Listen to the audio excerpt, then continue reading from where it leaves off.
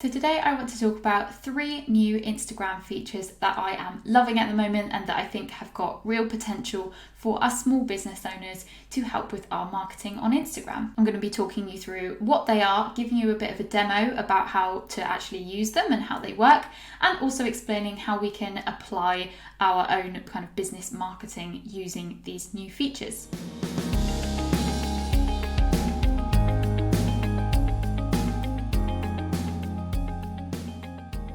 So if you are new here, hi, my name is Anna. I am a designer and online educator at byrozanna.co.uk. Please do hit that subscribe button and like this video if you like Instagram marketing and business and freelance and productivity related content. So let's get started. My first new favourite feature that has come out literally in the last couple of weeks are Instagram Reels. You've probably heard people talking about them a lot over the last few days. I've already done a YouTube video all about my 5 best tips for getting started with them. And if you're not sure what they are, Reels are basically Instagram's answer to TikTok. They are 15-second videos that you can edit really easily from all within the Instagram app and stitch kind of different clips together to create one 15-second video. You can put music and audio as a backing, you can add effects, you can add stickers, you can speed it up and do lots of kind of cool fun things with it.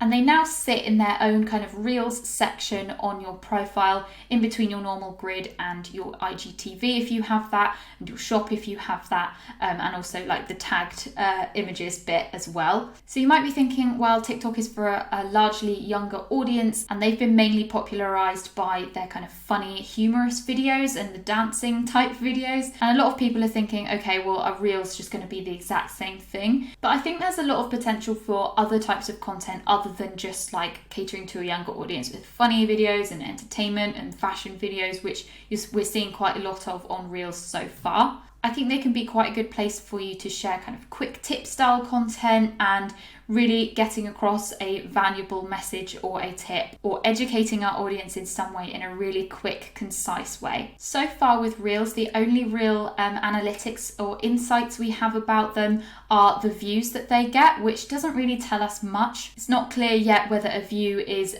viewing that entire video or just viewing a few seconds of it. And there's also no way to see kind of where those views have come from, or any analytics like you get on Instagram stories where you can see how quickly people swipe away or move on to the next reel. I'm sure they will be releasing analytics to kind of help us understand a little bit more about what our audience actually wants in terms of Reels content, but for now it's very limited. But I think the best thing we can do is basically compare the views to reach that you would get on your Instagram grid posts. So if you go and look at maybe some of your most popular Instagram grid posts and see what reach they got, so you need to have an Instagram business account to do this, remember, and you just click the little insights button at the bottom of the post, and then you should be able to see the total reach that post got. So that's the total number of people who potentially could have seen this post. Now for me on my lifestyle and travel account on Instagram, I'm kind of noticing similar numbers of my Reels views versus my normal Instagram reach. They're not like way higher than my normal images in terms of views versus reach. They're actually about the same. But if you try this out for yourself, you might see that Reels is going to get you a lot more views than you would normally get reach, or vice versa, it might not be doing much for you at all. But I think it can be a really good place for small businesses to share quick tips, like I said, or really quick, fun, behind the scenes, entertaining content as well, if you want to connect with your audience on that kind of personal level as well. But again, if you want some tips for getting started with Reels, definitely go and check out that video that I posted last week. The second cool new feature that Instagram released, I think it was last month or at least a few weeks ago, is the ability to pin comments on your posts. So you can literally just go to one of your posts, scroll through the comments and just swipe to the left-hand side where you would normally go to delete the post or edit it, and you can then see the little pin icon appear. And what that will do is then pin that comment to the top of the comment section above like your hashtags or above everyone else's, so that when people are scrolling through your posts and the feed, they obviously see your caption and they always see that first comment underneath. And so pinning a comment will bring it there and visible to everyone who is scrolling through. So I think the key way that this is going to be used, and the reason why Instagram probably brought it out, is so that companies and brands and businesses who are posting maybe some kind of informative post or educational post, and someone else has got something to add to that, or maybe a correction or something important in the comments is going on, then that business can then pin that comment and make sure that other people see it as well. So it can be used as either a way of adding additional information to the post and the caption after you've already posted it, if someone is talking in the comments, or even you as the business is adding an extra comment with some extra information. So it's a way to do that, but it can also be a way to encourage engagement and encourage discussion.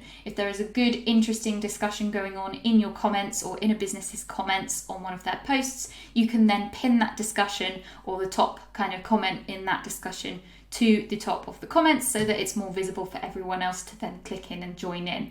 So it can be a really good way to encourage engagement on your own posts. But you can also use this as a tactic in terms of trying to get your comments on other people's posts pinned as well. So what you want to do is go and have a look at some of the big accounts in your industry, or some of the accounts that your target audience are following and engaging with a lot.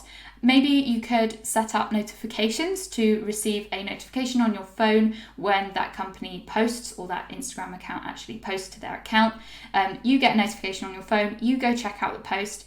Then what you need to be doing is thinking about how you can leave a comment that is really informative, really engaging, and really, really high value, so that that business or that person or that account might consider then pinning your comment to the top of the comments so that other people can see it.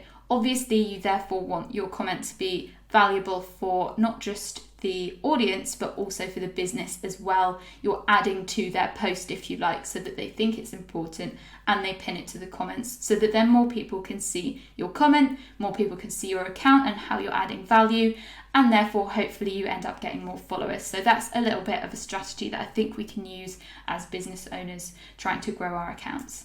Just quickly before we get into the third feature, I want to remind you that I have a completely free Instagram course that is specifically for small businesses. There are 9 in-depth lessons in there, and it's completely free to sign up for. So if you are a business looking to improve your Instagram marketing, or you're not even sure where to get started with Instagram, this free course covers getting your account set up, optimizing your account, coming up with content, using hashtags, writing great captions, understanding the algorithm, using engagement and other features, and loads more. So definitely go and check that out if you are interested in learning about Instagram marketing. It's free, the link is in the description. So the third feature that is brand new for most of us now, most of us do have it, is the new fonts on Instagram stories. You may have noticed that at some point in the last couple of months that you've got a new set of fonts available for you when you are creating your Instagram stories. There's some different like alternative versions of each font, so it's basically increased the amount of options that we have for creating branded stories that fit better with our brands. So I definitely encourage you as a business to kind of go through, have a play with which ones you might want to use, try their alternative versions by tapping the little A symbol with a square around it at the very top, and see which ones are going to work best for your brand. Of course, you can always consider font pairings as well, so combining 2 different fonts that work well together, that again work well with your brand, to really get across the personality of your business. Now, I know a lot of people do end up going and buying templates for Instagram stories, or going onto Canva and creating really nice, completely branded templates on there. And that's great, and I would definitely encourage you to do that if you want a very specific, very put together look.